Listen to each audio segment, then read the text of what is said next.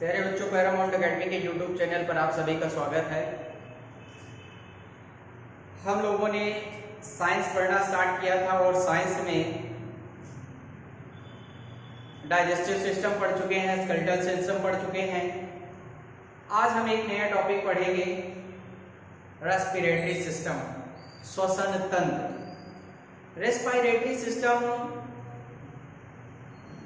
जिसे हम श्वसन तंत्र के नाम से जानते हैं, वास्तव में इसका फंक्शन क्या है? सिर्फ सांस लेना ही इसका उद्देश्य नहीं होता है ना। श्वसन का मतलब सांस लेना ही नहीं होता है। सांस लेना तो ब्रीदिंग सिस्टम है आपका, ब्रीदिंग की बात करता है। ब्रीद और रेस्पिरेशन दोनों में फर्क होता है, श्वसन और सांस लेने में फर्क होता है।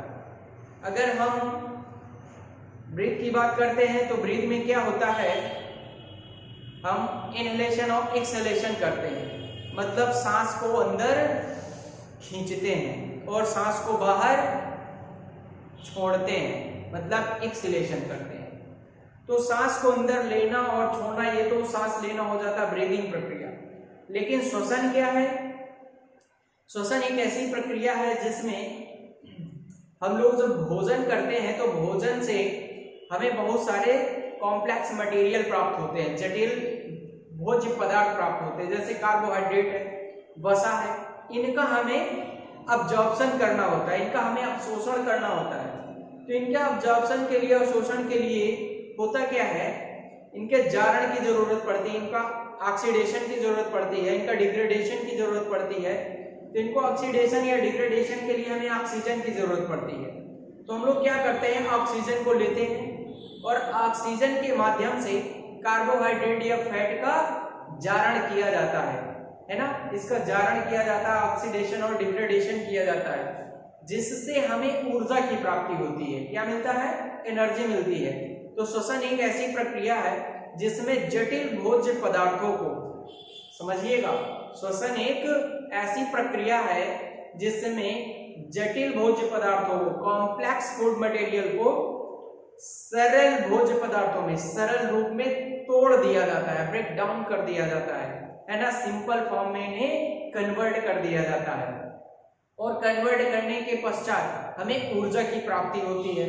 तो ये जो जटिल भोज्य पदार्थों को सरल रूप में कन्वर्ट करके ऊर्जा प्राप्त करने की प्रक्रिया है, इस प्रोसेस को ही रेस्पिरेशन कहते हैं, श्वसन कहते हैं।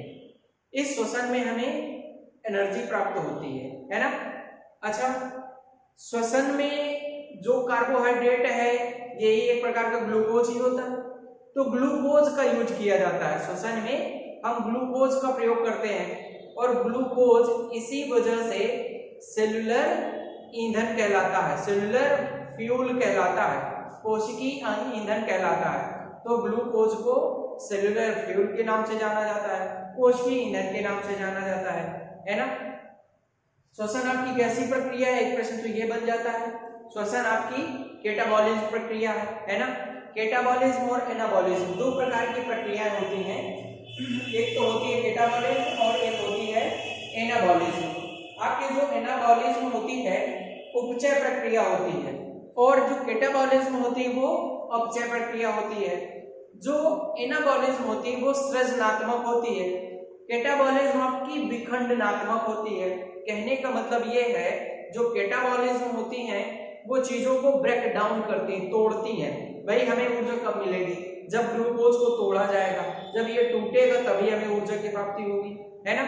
तो इस वजह से अगर आपसे प्रश्न बन जाता है, अगर आपसे प्रश्न पूछा जाता है कि श्वसन कैसी प्रक्रिया है, एनाबॉलिज्म है या कैटाबॉलिज्म, तो आप बताओगे कैटाबॉलिज्म, है ना। ये एक अपचय प्रक्रिया है। तो श्वसन की अगर हम लोग बात करते हैं तो श्वसन क्या है, रेस्पिरेटरी सिस्टम की अगर हम बात करते हैं,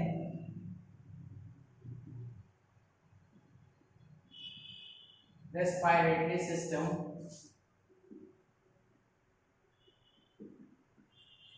श्वसन तंत्र, श्वसन तंत्र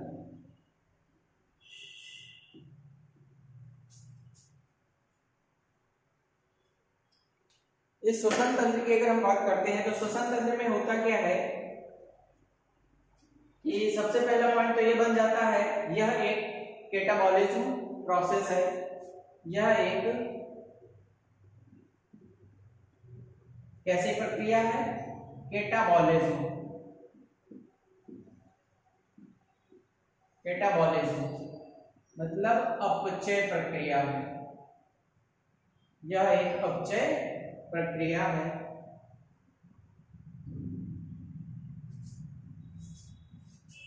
यह एक अपचय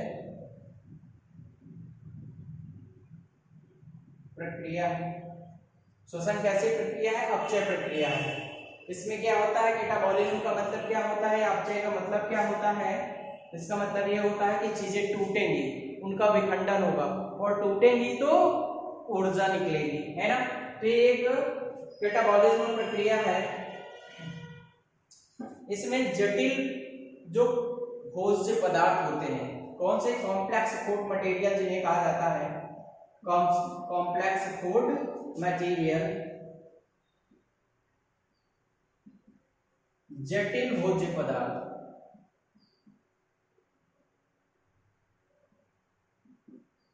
जटिल भोज्य पदार्थ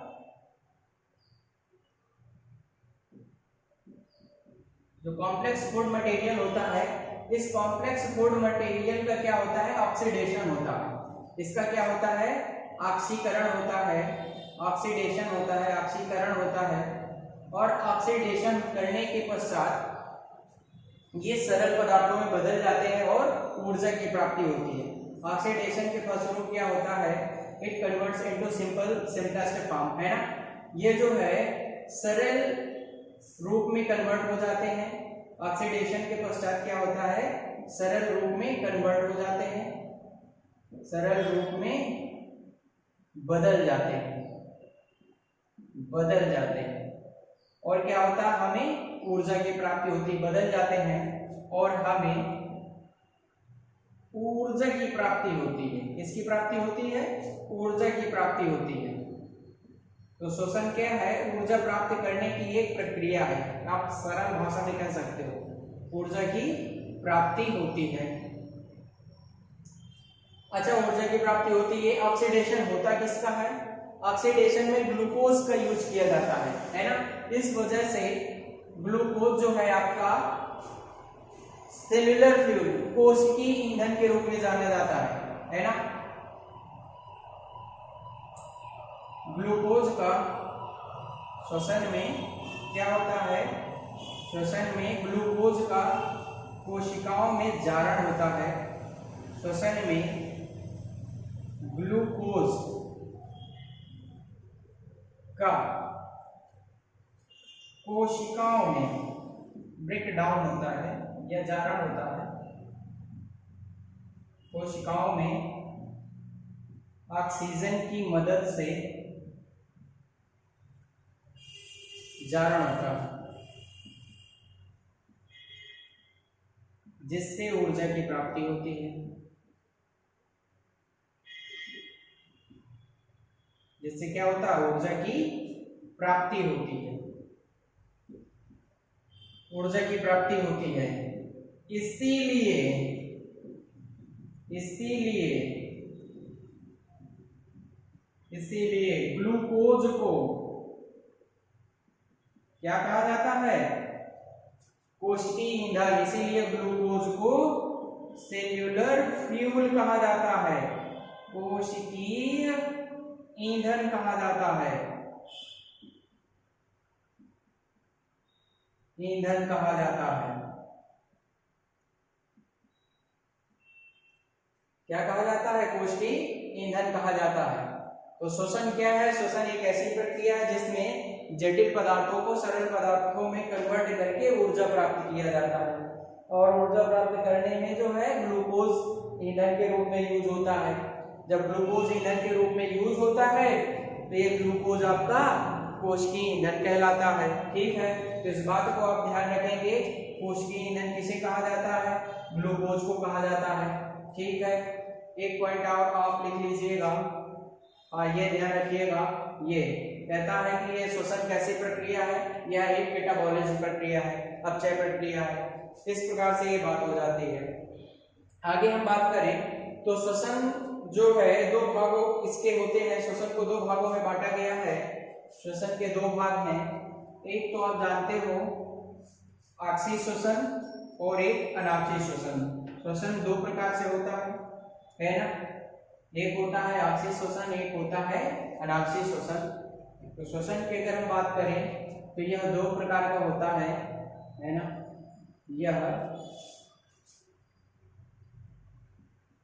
यह दो प्रकार का होता है, दो प्रकार का होता है, यह दो प्रकार का होता है। एक तो आपका होता है आक्षीय श्वसन, एक होता है अनाक्षीय श्वसन, है ना। एरोबिक रेस्पिरेशन,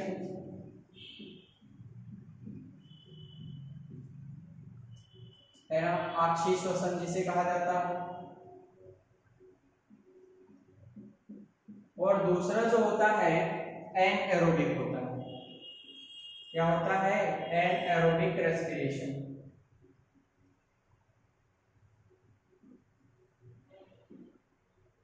एरोबिक और एनएरोबिक, आक्षीय श्वसन, दूसरा होता है आपका अनाक्षीय श्वसन।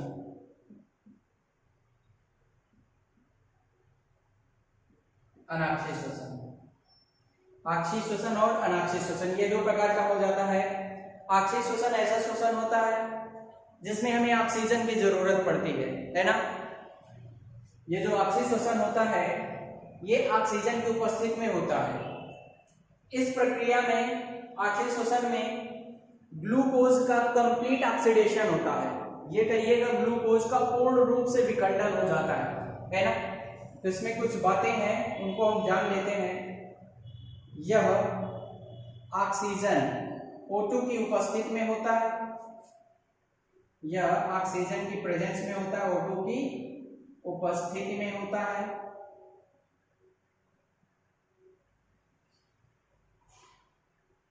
ऑक्सीजन की उपस्थिति में होता है।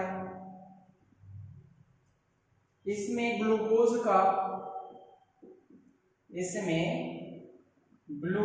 का पूर्ण कंबसन होता है। इसमें ग्लूकोज का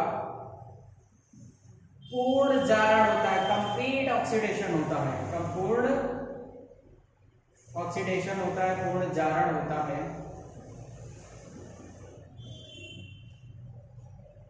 कंप्लीट ऑक्सीडेशन होता है, पूर्ण जारण होता है और काफी मात्रा में ऊर्जा की प्राप्ति होती है। पूर्ण ऑक्सीडेशन होता है और काफी मात्रा में ऊर्जा प्राप्ति होती है। यह जो होता है मैमल्स होते हैं, है ना, इनमें जो है पाया जाता है। मैमल्स जो स्तनधारी होते हैं, स्तनधारियों में जो है आक्षीय श्वसन पाया जाता है।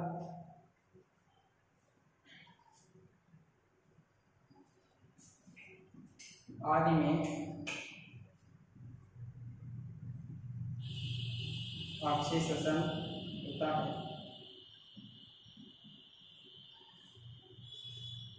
जितने भी जीव जंतु होते हैं, जीवित जीव जंतु, सभी में आक्षीय श्वसन ही पाया जाता है। ठीक है, तो ये तो आक्षीय श्वसन हो जाता है। इसकी रिएक्शन आप थोड़ा सा जान लेते हो। जैसे कि आपको पता है C6H12O6 6O2। जब ग्लूकोज को, ये क्या है, ये ग्लूकोज है, ये है ऑक्सीजन, ऑक्सीय श्वसन है, तो ऑक्सीय श्वसन में भाई ऑक्सीजन की जरूरत पड़ती है। ये आपका ग्लूकोज है, क्या है, ग्लूकोज है। अब ऑक्सीजन की उपस्थिति में इसका ऑक्सीडेशन होगा, तो होता क्या है, यहाँ पे भारी मात्रा में हमें ऊर्जा की प्राप्ति होगी, है ना। तो यहाँ पे आप देखोगे 6CO2 carbon dioxide plus 6H2O plus kilo calorie, 686 kilo calorie हमें ऊर्जा की प्राप्ति होती है। तो आप ये सब बातों को ध्यान रखिएगा, इस बात को ध्यान रखिएगा, जब ग्लूकोज का ऑक्सीजन की उपस्थिति में ऑक्सीडेशन होता है तो 6CO2 कार्बन डाइऑक्साइड के 6 मॉलिक्यूल, H2O के 6 मॉलिक्यूल और 686 किलो कैलोरी ऊर्जा प्राप्त होती है। क्या प्राप्त होती है? ऊर्जा प्राप्त होती है, हमें एनर्जी प्राप्त होती है। ठीक है, तो ऊर्जा की प्राप्ति हो जाती है। ये तो रहा थोड़ा सा ऑक्सीय शोषण की बात। अब हम बात करेंगे अनाक्षीय शोषण की। ठीक है, अनाक्षीय शोषण जो होता है आपका, इसको इधर से इरेज करते हैं क्योंकि हमें जरूरत पड़ेगी जगह की। आइए अब हम बात करते हैं अनाक्षीय शोषण की। अगर अनाक्षीय शोषण की बात करें, अनाक्षीय शोषण की बात करते हैं तो अनाक्षीय शोषण जैसे कि नाम से ही समझ में आता है, अनाक्षीय शोषण जिसमें ऑक्सीजन ना हो, है ना। तो यह ऑक्सीजन की एब्सेंस में होता है ना। यह ऑक्सीजन मतलब O2 की अनुपस्थिति में होने वाली प्रक्रिया है। यह प्रक्रिया ऑक्सीजन की अनुपस्थिति में होती है।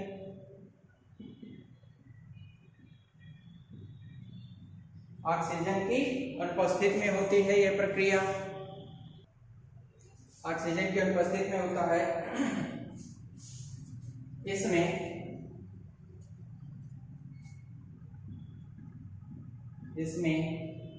ग्लूकोज का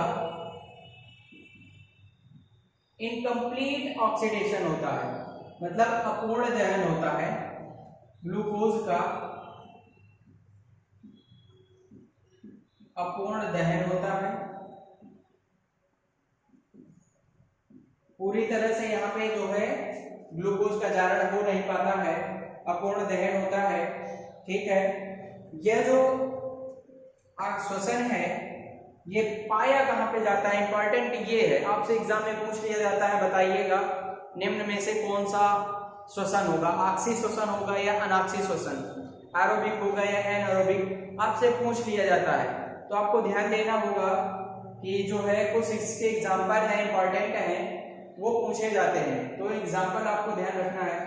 जैसे बीज होते हैं, है ना, बीजों की जो विश्रामावस्था होती है, डोरमेंसी ऑफ सीड्स, है ना, बीजों की जो विश्रामावस्था होती है वो बीजों में जो है अनाक्षीय श्वसन पाया जाता है ना। जैसे ही बीज आपके नमी में आ जाते हैं, मिट्टी में डाल दिया जाता है, नमी के संपर्क में आते हैं, वैसे वो अंकुरित तो होना स्टार्ट हो जाते हैं।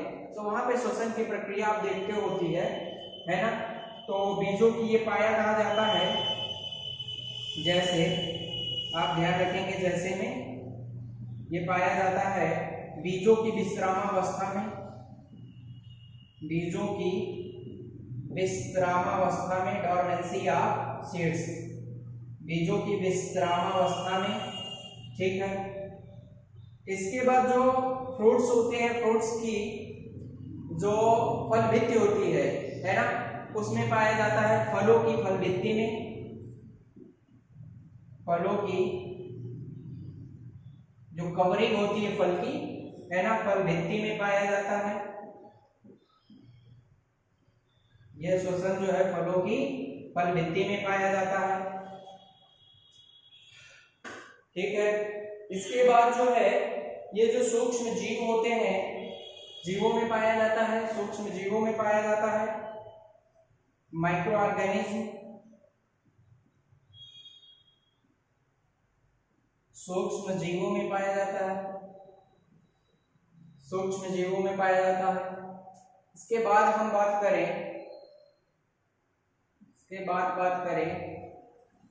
तो यह जो है जो हमारी मांसपेशियां होती हैं, इन पेशियों में भी पाया जाता है। ठीक है, जीवों की पेशियों में पाया जाता है,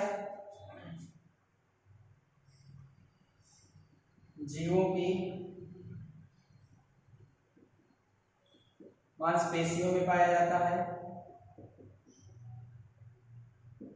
अनाक्षीय श्वसन पाया जाता है। ठीक है, तो ये जो है आप एक और जानते हैं, फर्मेंटेशन जो होता है, किण्वन, है ना, आप जानते होंगे किण्वन, फर्मेंटेशन जिसे कहा जाता है किण्वन।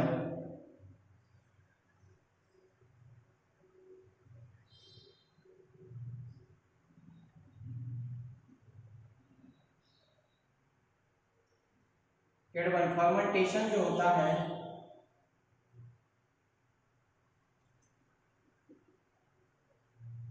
फर्मेंटेशन जो होता है कार्बन की जो प्रक्रिया है उसमें भी जो है आपका अनाक्षी श्वसन पाया जाता है फर्मेंटेशन में।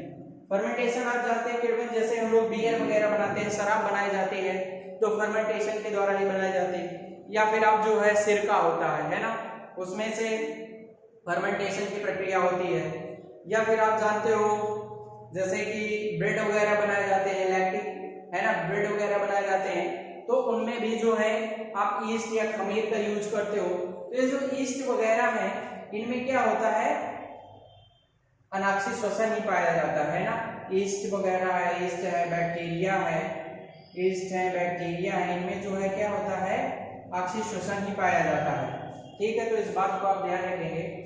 अच्छा, मांसपेशियों में आप ये देखते हो जैसे हम लोग जब चलते हैं, दौड़ते हैं, है ना, भागते हैं, तो भागने में क्या होता है, हमें कुछ समय बाद थकावट महसूस होने लगती है। जब थकावट महसूस होती है तो उसमें जो होता क्या है कि हमारे अंदर ऑक्सीजन की कमी हो जाती है, और जब ऑक्सीजन की कमी हो जाती है तो हमारा जो ग्लूकोज होता है वो कंप्लीट रूप से टूट नहीं पाता और हमें एनर्जी नहीं मिल पाती है। इस वजह से हमें थकावट महसूस होने लगती है।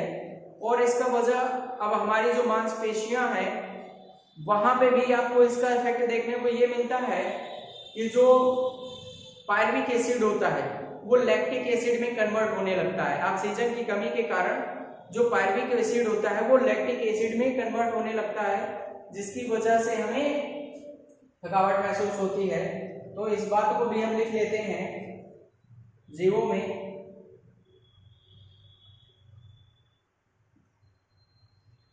ऑक्सीजन की कमी से, या मांसपेशियों मैंने लिख दिया है, मांसपेशियों में क्या होता है, पेशियों में अनाक्षी श्वसन होता है। तो आप ध्यान रखिएगा, जीवों में पायरुविक एसिड, रुबिक एसिड अम्ल, लैक्टिक एसिड में, इसमें लैक्टिक अम्ल में बदलने लगता है कब, ऑक्सीजन की कमी में, ऑक्सीजन की कमी में, और हमें क्या होता है, थकावट महसूस होती है। क्या होता है, जीवों में पायरुविक एसिड जो है लैक्टिक एसिड में बदलने लगता है, और जब लैक्टिक एसिड में बदलने लगता है तो हमें क्या होता है, थकावट महसूस होती है।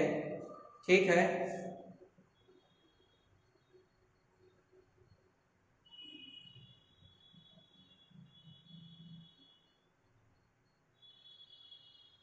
और हमें थकावट महसूस होती है। तो ये तो थोड़ी सी बात रही आक्षी श्वसन और अनाक्षी श्वसन। ठीक है, इसके बाद हम बात करते हैं आपसे कुछ रेस्पिरेटरी ऑर्गन की बात करते हैं।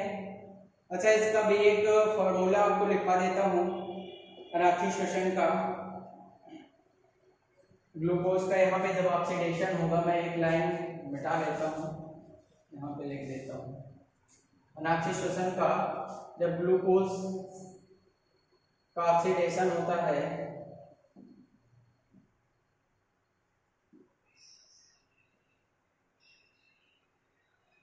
C6H12O6, भाई ऑक्सीजन इसमें होता नहीं, इसका ऑक्सीडेशन होता है तो कार्बन डाइऑक्साइड के 2 मॉलिक्यूल आपको प्राप्त हो जाते हैं। इसके बाद एथिल अल्कोहल आपको प्राप्त होता है,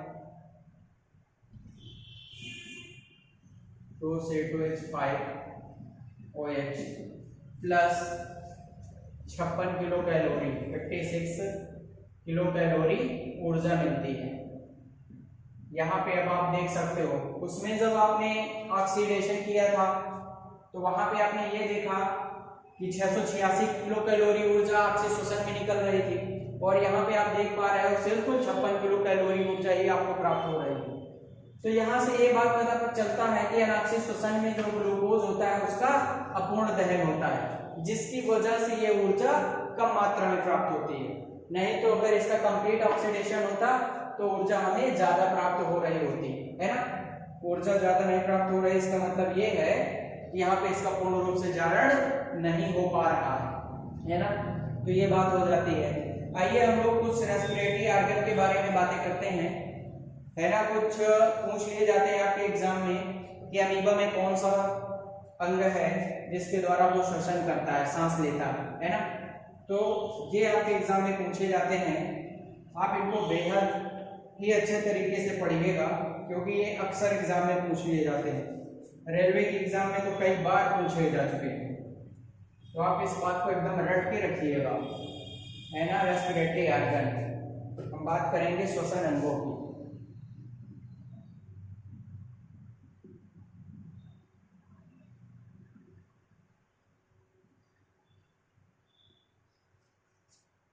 श्वसन अंग,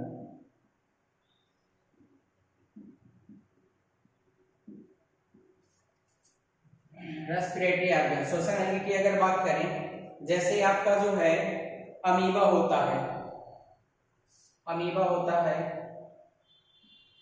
अमीबा में अगर श्वसन की बात करें, है ना। अगर अमीबा में प्लाज्मा मेम्ब्रेन होती है, अमीबा में अगर हम श्वसन की बात करें,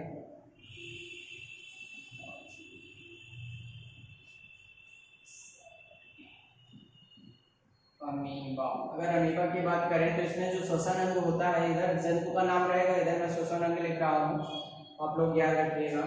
plasma membrane, plasma membrane, plasma झिल्ली जिसे कहा जाता है, आप प्लाज्मा झिल्ली कह सकते हो, प्लाज्मा मेम्ब्रेन या प्लाज्मा झिल्ली। स्पंज की बात करें, स्पंज, जो स्पंज होते हैं इनमें भी प्लाज्मा मेम्ब्रेन के द्वारा रेस्पिरेशन होता है, प्लाज्मा मेम्ब्रेन होता है, ठीक है। प्लाज्मा मेम्ब्रेन, प्लाज्मा मेम्ब्रेन के द्वारा ही यहाँ पे रेस्पिरेशन होता है। इसके बाद हम बात करते हैं, अगला है अर्थवर्म, केचुआ।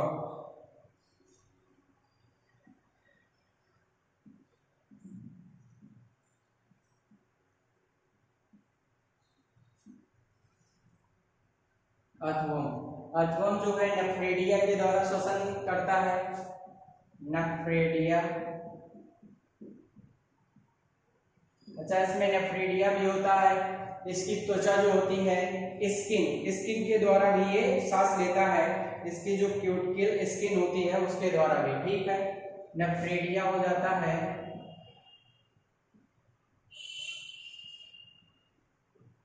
नेफ्रेडिया, चलिए हिंदी में लिखा है, या क्यूटिकल स्किन, जो इसकी जो है नम त्वचा होती है, नम त्वचा, त्वचा के द्वारा इसमें श्वसन की प्रक्रिया होती है। अर्थवर्म हो गया। इसके बाद आपका आता है आर्थ्रोपोडा, इंसेक्ट्स आ जाते हैं, आर्थ्रोपोडा,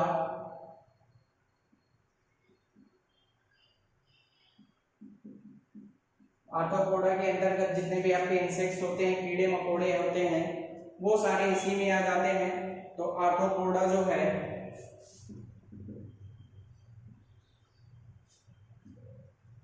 आर्थ्रोपोडा, इसमें ट्रैकियल सिस्टम होता है,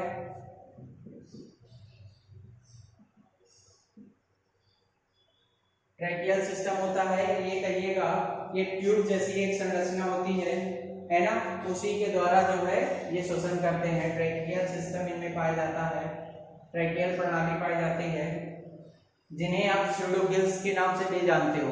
इन्हें जो है छद्म गिल्स, स्यूडो का मतलब क्या होता है, छद्म होता है, गिल्स, गिल्स का मतलब गलफड़े, मतलब कि छद्म, झूठे गलफड़े पाए जाते हैं, ठीक है। ट्रैकियल सिस्टम होता है, तो इस बात को ध्यान रखेंगे। पूछा जाता है कीड़े मकोड़ों में किस तरह से पाया जाता है, तो आपसे पूछ लिया जाता है बटरफ्लाई में कैसा श्वसन अंग होता है, तो ट्रैकियल सिस्टम होता है, ठीक है। तो इस बात को ध्यान रखेंगे आप। ट्रैकियल सिस्टम पाया जाता है, आर्थ्रोपोडा हो जाता है, फिशेज हो जाती है, मछलियां हो जाती हैं। अगर हम मछलियों की बात करें, मछलियां, मछलियों में किस प्रकार का होता है, फिशेस, ये गलफड़े पाए जाते हैं, इनमें गलफड़ों की मदद से जो है सांस लेने का काम करती हैं। इसके बाद आपके आ जाते हैं एम्फीबिया, उभयचर की बात करें, उभयचर एम्फीबियन की बात किया जाए अगर, है ना, अगर उभयचर की बात किया जाए, एम्फीबिया की बात किया जाए, तो देखो एम्फीबिया में अगर मेढक की पर्टिकुलर हम बात करें तो मेढक क्या करता है, गिल्स के द्वारा ही करता है। अच्छा, इसमें गिल्स पाए जाएंगे, ये जो उस पर टैडपोल होते हैं, ठीक है, मेढक की जो लार्वा स्टेज होती है टैडपोल होते हैं, वो टैडपोल जो है गिल्स के द्वारा ही आपका जो है रेस्पिरेशन का काम करता है। इसके बाद जो आपके वयस्क होते हैं, एडल्ट मेढक होते हैं, है ना, ये जो है यहाँ पे टैडपोल की बात करिए अगर हम, जो टैडपोल होते हैं वो गिल्स के द्वारा ही करते हैं, और जो आपके एडल्ट होते हैं वो अपनी स्किन के द्वारा करते हैं, ठीक है। एडल्ट में जो रेस्पिरेशन होता है वो स्किन के द्वारा होता है, और उनमें लंग्स भी पाए जाते हैं, ठीक है, मॉइस्ट स्किन होती है वह लंग्स, इनमें फेफड़े होते हैं, लंग्स मतलब फेफड़े, व इनकी जो नम त्वचा होती है, ठीक है, स्किन जिसे आप त्वचा कहते हो, तो ये जो अडल्ट होते हैं मेढक, उनमें जो है श्वसन करने की प्रक्रिया, इसके द्वारा श्वसन अंग क्या होता है, फेफड़े होते हैं और त्वचा होती है, अडल्ट वयस्क की बात होती है। इस तरह से मेढक में जो श्वसन अंग क्या क्या हो जाते हैं, गिल्स, गलफड़े, फेफड़े और त्वचा। तो जो आपके टैडपोल होते हैं, स्पेशली जो टैडपोल होते हैं उनमें सिर्फ गिल्स के द्वारा ही होता है, और जो अडल्ट होते हैं उनमें फेफड़ों व स्किन के द्वारा रेस्पिरेशन होता है। इसके आगे हम लोग बात करेंगे रेप्टाइल्स की।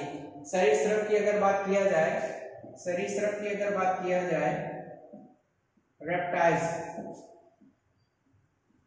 सरीसृप, ये जो रेप्टाइल्स होते हैं रेंग कर चलने वाले होते हैं, इनमें मोस्टली जो है लंग्स पाए जाते हैं, ठीक है, मोस्टली क्या है, लंग्स पाए जाते हैं, फेफड़े पाए जाते हैं, फेफड़ों की मदद से ये रेस्पिरेशन करते हैं। इसके बाद देखता हूँ नीचे दिख रहा है कि नहीं, अच्छा ऊपर मैं रेस करके लिख देता हूँ। इसके बाद जो आ जाता है मैमल्स आ जाते हैं और बर्ड्स आ जाते हैं।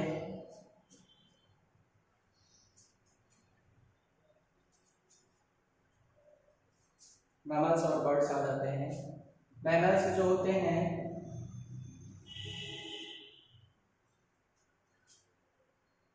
स्तनधारी, अगर हम लोग स्तनधारी की बात करें तो इनमें आपको पता ही है लंग्स होते हैं, है ना। अब ये मत कह देना कि नाक के द्वारा लेते हैं, ठीक है, मैमल्स जो होते हैं लंग्स होते हैं इनमें, मैमल्स जो होते हैं फेफड़ों के द्वारा सांस लेते हैं। क्या होता है इनमें, लंग्स होता है,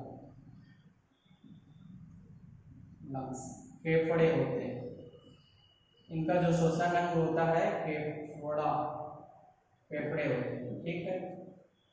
बर्ड्स की अगर बात किया जाए, पक्षी की,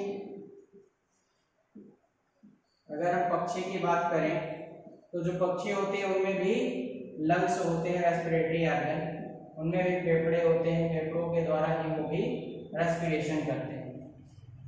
तो रेस्पिरेटरी जो ऑर्गन है इनको आपको ध्यान रखना होता है, ठीक है। आपसे पूछ लिया जाता है कॉकरोच में श्वसन अंग बताइएगा, है ना, तो कॉकरोच आपका आर्थ्रोपोडा संघ का एनिमल है ना, तो एक कीड़ा मकोड़ा है। अगर कीड़ा मकोड़ा है तो उसके लिए ट्रैकियल सिस्टम बताया गया, तो आर्थ्रोपोडा जैसे आपको बताया गया, इसमें क्या आते हैं, इंसेक्ट आते हैं ना, कीड़े मकोड़े आते हैं। तो कहने का मतलब जो कीड़े मकोड़े होंगे उनमें कौन सा सिस्टम होगा, ट्रैकियल सिस्टम होगा, है ना, तो ट्रैकियल सिस्टम होगा इनका श्वसन अंग। इस बात को आप ध्यान रखोगे, एग्जाम में प्रायः पूछ लिए जाते हैं, ठीक है। इसके बाद हम लोग बात करेंगे रेस्पिरेटरी ऑर्गन ऑफ ह्यूमन, है ना। इसके बाद अब हम बात करेंगे रेस्पिरेटरी ऑर्गन, श्वसन अंग, मनुष्य के श्वसन अंग, रेस्पिरेटरी ऑर्गन ऑफ ह्यूमन। फिलहाल आज की क्लास यहीं पे रोकेंगे, फिर नेक्स्ट क्लास में हम कल रेस्पिरेटरी ऑर्गन ऑफ ह्यूमन की बात करेंगे, मानव के श्वसन अंगों की बात करेंगे। जितना आपको पढ़ाया गया इतना तैयार रखिएगा, इसमें से एग्जाम में 100% कोई ना कोई क्वेश्चन पूछ लिया जाता है ना। तो श्वसन अंग आपको ध्यान रखना है, इसके जितने भी रेस्पिरेटरी ऑर्गन आपको दिखाए गए हैं यहाँ से एग्जाम में क्वेश्चन पूछा जाता है। ठीक है, आप लोग एक काम और कीजिएगा, लाइक और शेयर जरूर कीजिएगा वीडियो को। ठीक है, ओके, थैंक यू।